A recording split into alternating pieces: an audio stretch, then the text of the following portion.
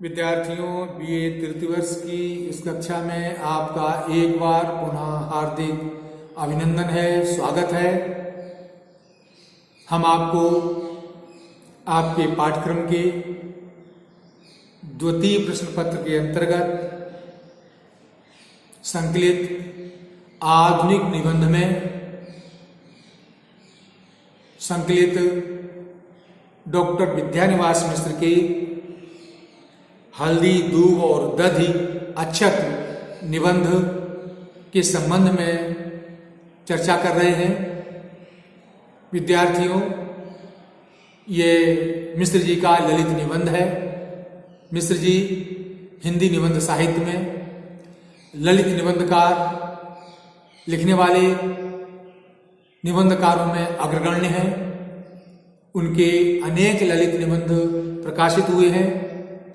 इस निबंध में उन्होंने भारतीय संस्कृति के संदर्भ में हल्दी, दूब, दही और अक्षत के महत्व को प्रतिपादित किया है।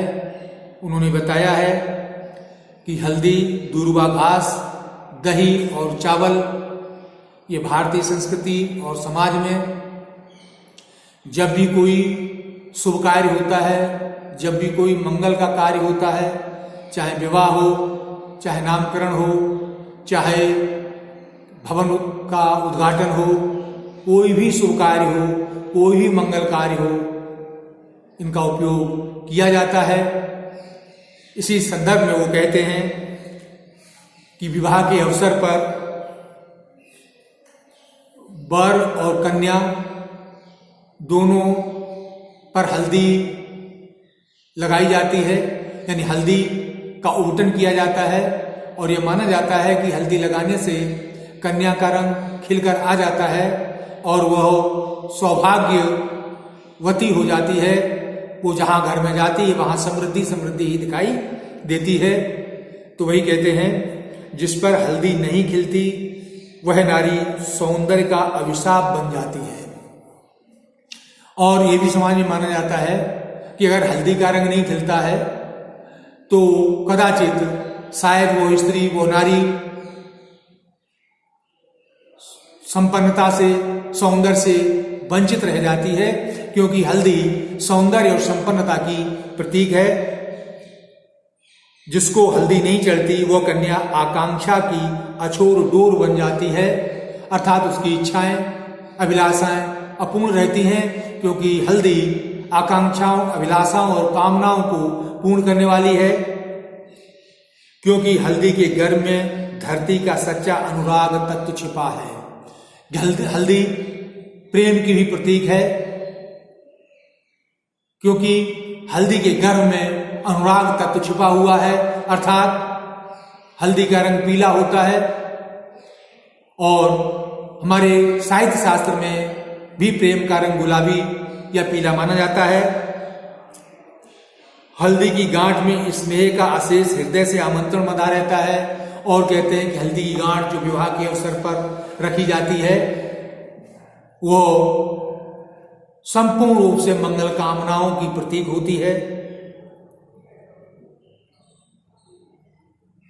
हल्दी के छूने से मंगल की प्राण प्रतिष्ठा हो जाती है। और कहते हैं हल्दी की उपस्थिति, यानी शुभ अवसरों पर हल्दी की उपस्थिति, हल्दी का स्पर्श, हल्दी का तिलक जो है वो मंगल की प्राण प्रतिष्ठा करता है, मंगल का सूचक है। क्योंकि हल्दी जो है कल्याण की और मंगल की, शुभ की क्या है, प्रतीक मानी जाती है। कहना यह चाहते हैं कि शुभ अवसरों पर विद्यार्थियों, आपने देखा कि जब कभी शुभ काम हो, शुभ अवसर होता है, कोई शुभ कार्य होता है या किसी कार्य की सिद्धि के लिए हम जाते हैं तो हल्दी और चावल का तिलक लगाया जाता है। आपने देखा होगा, पढ़ा होगा कि जब पहले राजा महाराजा लोग युद्ध के लिए जाते थे तो उनका हल्दी तिलक से स्वागत करते हुए भेजा जाता था। उसके पीछे यही धारणा थी कि हल्दी मंगल की प्रतीक है, वो जाएं, अपना कार्य सिद्ध करें और खुशियां लेकर के वापस आए। हल्दी, दूब इस देश की संस्कृति को रूप और सौंदर्य स्पर्श देते रहे हैं। कहते हैं हल्दी और दूब घास इस देश को की संस्कृति को, इस देश की संस्कृति को, मैंने आपसे कहा कि उन्होंने भारत की जो सांस्कृतिक संदर्भ है उनमें इनका महत्व रेखांकित किया है। तो रूप और सौंदर्य का स्पर्श देते रहे हैं, अर्थात इनसे सौंदर्य और रूप की प्राप्ति की भावना रही है। कमल गंध देता रहा है पर दधि अक्षत रस तथा शब्द देते रहे हैं। कमल गंध देता रहा है, कमल का पुष्प भी रखा जाता है पूजा की थाली में, तो कहते हैं कि कमल गंध देता रहा है, लेकिन हल्दी, दही और अक्षत कहते हैं चावल, ये हमें रस का शब्द देते रहे हैं, अर्थात हमें आनंदित करते रहे हैं, क्योंकि शुभ अवसर पर इनका प्रयोग हमारे मन में सिद्धि की प्राप्ति का आनंद उत्पन्न करता है। प्रायः देखा जाता है जब भी बच्चे परीक्षा देने जाते हैं या कोई शुभ कार्य के लिए जाते हैं तो मीठा दही खाकर जाने का एक रिवाज सा होता है कहीं कहीं, और प्रायः लोग ऐसा करते हैं। तो वही कहते हैं मिश्र जी, जिस प्रकार से आकाश भर जाता है उसी प्रकार से अक्षत से अर्चन, कहते हैं, पूजा की थाली भर जाती है। कहते हैं जिस प्रकार से कि जब पूजा की थाली में चावल रखे हो जाते हैं, बिखरे हुए चावल जब रखे होते हैं तो ऐसा लगता है जैसे मानो आकाश कामनाओं से, इच्छाओं से आकाश क्या हो गया, भर गया हो। क्यों? जिस देश के बाहर भीतर सभी आकाशों में युगों से अक्षत ब्रह्म का नाद आपूरित रहा हो, उस देश की जन कल्याणी अंतरात्मा को आसन देने के लिए इसी से अक्षत से बढ़कर कोई सामग्री उपयुक्त नहीं समझी गई। कहीं देश के बाहर और भीतर सभी युगों में अक्षत ब्रह्म का नाद आपूरित होता रहा है। ब्रह्म को भी अक्षत कहा जाता है और यह माना जाता है कि इस गगन मंडल में, ब्रह्मांड में उस ब्रह्म का नाद गूंजता रहता है।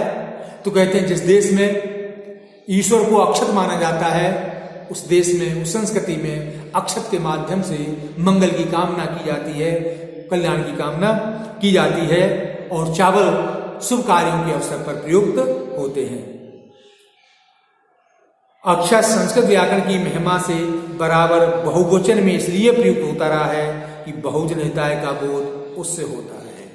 और कहते हैं संस्कृत व्याकरण में, अर्थात संस्कृत में अक्षत का अर्थ होता है न क्षतति अक्षत। कहते हैं नहीं, क्षतवते विनाश, जिसका कभी विनाश न हो उसे अक्षत कहते हैं, इसलिए ईश्वर को अक्षत कहा जाता है। और चावलों को भी अक्षत कहते हैं, सीधे चावल, सही चावल जो पूजा के काम में प्रयुक्त किए जाते हैं, तो उनको चूंकि ब्रह्म का प्रतीक माना जाता है, ईश्वर का प्रतीक माना जाता है, इसलिए अक्षत माना जाता है। और कहते हैं संस्कृत व्याकरण में अक्षत शब्द बहुवचन माना जाता है।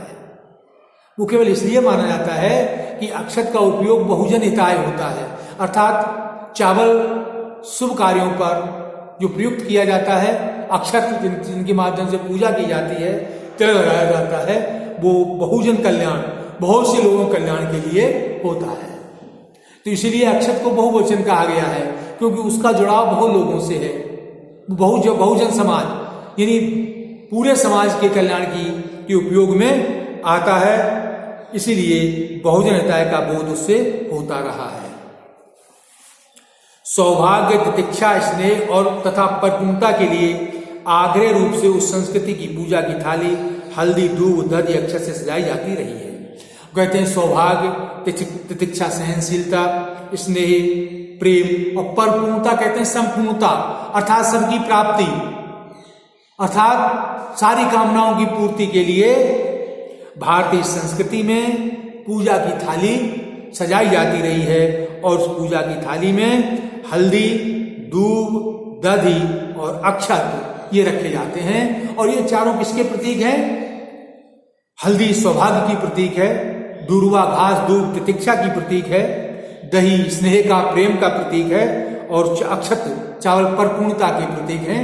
ये हल्दी, दूध, दधि और अक्षत जिनका भारतीय संस्कृति में मांगलिक अवसरों पर प्रयोग होता है, यह भारतीय संस्कृति में सौभाग्य, तितिक्षा, स्नेह और परिपूर्णता के प्रतीक हैं। इसलिए पूजा की थाली में इनको रखा जाता है और उनके माध्यम से पूजा की जाती है। विद्यार्थियों, कहना यह है कि शुभ कार्यों के अवसर पर पूजा की थाली में ये चारों पदार्थ रखे जाते हैं और ये चारों पदार्थ मिश्र जी कहते हैं संपन्नता, सहनशीलता, स्नेह और परपूर्णता के प्रतीक हैं। अर्थात इनके माध्यम से हमारी मन में भावनाएं पैदा होती हैं। पर उस पूजा का मर्म उसी को खुलेगा जो लोक जीवन की मंगल साधना में अपने को तन्मय कर सकेगा। लेकिन इस पूजा का मर्म उसी को खुलेगा, अर्थात इस पूजा का महत्व वही समझेगा जो पूजा को लोक साधना के लिए करेगा, अर्थात इनका उपयोग लोक साधना के लिए, जन सामान्य के कल्याण के लिए करेगा। अर्थात हमारी साधना, हमारी पूजा व्यक्तिगत कल्याण के लिए न होकर के समाज के कल्याण के लिए हो, लोक के कल्याण के लिए हो, मंगल साधना के कल्याण के लिए हो, अर्थात हम लोक कल्याण के लिए जो है पूजा करें। और वह तन्मयता ग्राम सेवक या गांव साथी बनने से नहीं आएगी, उसे पाने के लिए मन से गंवार बनना होगा, शहरी संस्कारों को एकदम दो देना होगा, बिना उसके हल्दी दूब और दही अर्थशून्य आडंबर ही लगेंगे। ये सभी मंगलमय द्रव्य अभिव्यंजन है, अभिधान नहीं। और कहते हैं इसलिए हमें शहरी मानसिकता से दूर होना होगा, क्योंकि महानगरों में, शहरों में इन चीजों के प्रति आस्था और श्रद्धा समाप्त होती जा रही है। हमें पुनः उस ग्रामीण संस्कृति को अपनाना होगा, हमें गांव की नजरिए से इनको देखना होगा, क्योंकि गांव में हल्दी, दूब, दही और अक्षत के बिना कोई मांगलिक कार्य नहीं होता है और बड़ी श्रद्धा और प्रेम से इनका उपयोग किया जाता है। हमें उसी श्रद्धा और प्रेम से इनको अपनाना होगा। इनके माध्यम से आत्म कल्याण और जग कल्याण की साधना हमें करनी पड़ेगी। हमें निश्चित रूप से तब लाभ मिलेगा। तो विद्यार्थियों, इस प्रकार इस हल्दी, दूब, दही और अक्षत निबंध में पंडित विद्यारण्य मिश्र ने इन चारों के उपयोग को भारतीय संस्कृति के संदर्भ में रेखांकित किया है। उन्होंने ये बताया है, ये चिंता जाहिर की है कि यद्यपि शहरी मानसिकता में इनका प्रयोग कम होता जा रहा है, इसलिए हमें इनका प्रयोग अधिक से अधिक करना चाहिए, क्योंकि ये हमारे सौभाग्य के, सहनशीलता के, प्रेम के और हमारी कामनाओं की परिपूर्णता के प्रतीक हैं। अर्थात इनका संबंध हमारी संस्कृति से है, हमारे समाज से है, इसलिए हमें इनका प्रयोग करना चाहिए। विद्यार्थियों, इस प्रकार से ललित निबंध को मैंने आपको समझा दिया, इसका सारांश आपको बता दिया, इसका उद्देश्य आपको बता दिया, जो प्रमुख गद्य खंड थे वो मैंने आपको बता दिए। ये मैंने बता दिया कि ललित निबंध है और इसमें उन्होंने अनेक उदाहरण दे करके इन चारों तत्वों की सार्थकता, उपयोगिता और सामाजिक तथा सांस्कृतिक महत्व को रेखांकित किया है और हमें बताया है कि अगर हम भारतीय संस्कृति से जुड़े रहना चाहते हैं तो हमें इनके प्रयोग में श्रद्धा और विश्वास दिखाना होगा और हमें इन सांस्कृतिक तत्वों, जो ये चार तत्व जो हैं इनका प्रयोग किया जाता है, इन्हें अपने जीवन में शुभ अवसरों पर इनका प्रयोग करते रहना चाहिए। अब हम आपको कल पुनः किसी निबंध की व्याख्या करेंगे, तब तक के लिए